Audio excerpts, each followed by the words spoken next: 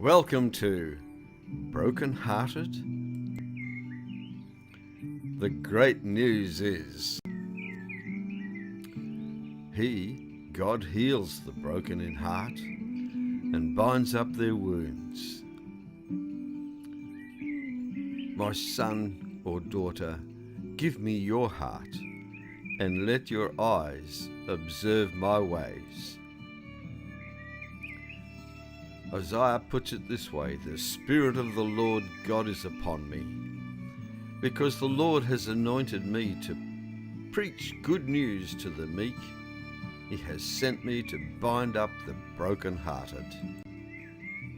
God has a surprise for you.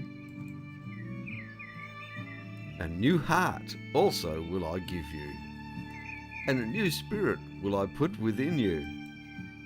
I'll take away the stony heart out of your flesh, and I'll give you a heart of flesh.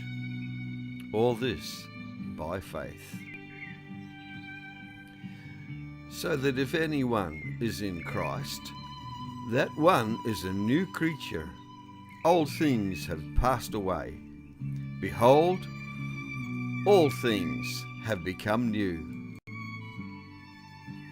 And we know that all things work together for good to them that love God, to them who are called according to his purpose. John puts it this way: if we confess our sins, he is faithful and just to forgive us our sins and to cleanse us from all unrighteousness.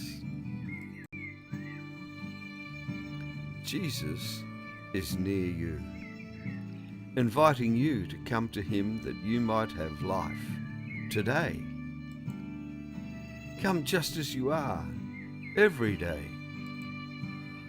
Let the bright beams of his righteousness shine into your heart and mind. May the Lord bless you and make you complete in Jesus Christ. He has said, I will never leave you nor forsake you.